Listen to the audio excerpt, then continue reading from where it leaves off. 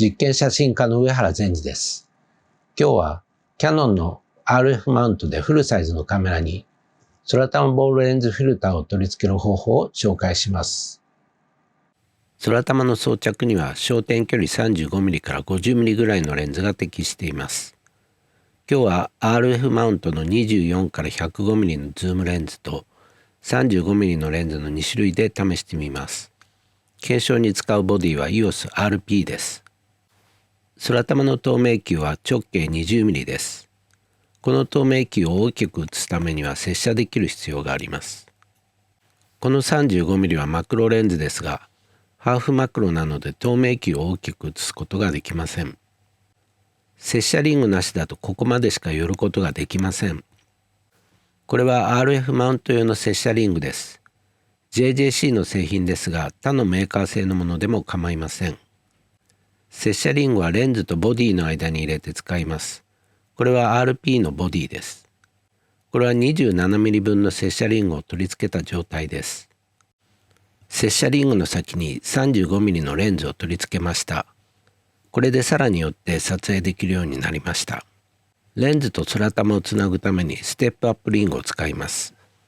このレンズのフィルターサイズは 52mm なので、52から 72mm のステップアップリングを使いました。レンズと空玉の間を調整するには空玉エクステンションチューブを使います。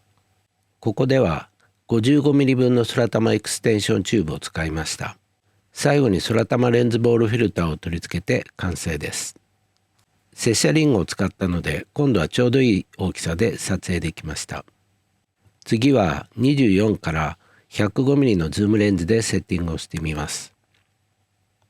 空玉エクステンションチューブの長さは 35mm にしました。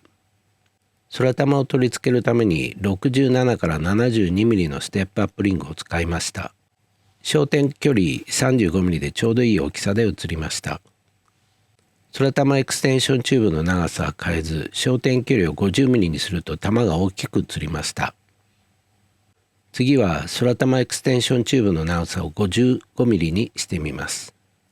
焦点距離 50mm でちょうどいい感じに写りました。空玉エクステンションチューブの長さは変えず、焦点距離を 35mm にするとフィルターの周囲が映り込んでしまいました。玉のサイズは空玉エクステンションチューブの長さや焦点距離により変わるのでお試しください。空玉で撮影すると逆さまに写ってしまうので、撮影後に画像を回転させています。これらの作例は空玉エクステンションチューブ 40mm、焦点距離 40mm で撮影しました。空玉に適しているのは焦点距離 35mm から 50mm 程度のレンズです。焦点距離の長いレンズでも撮影可能ですが、玉をレンズから遠ざけなくてはなりません。接写リングを使えばいろんなレンズで撮影可能なのでお試しください。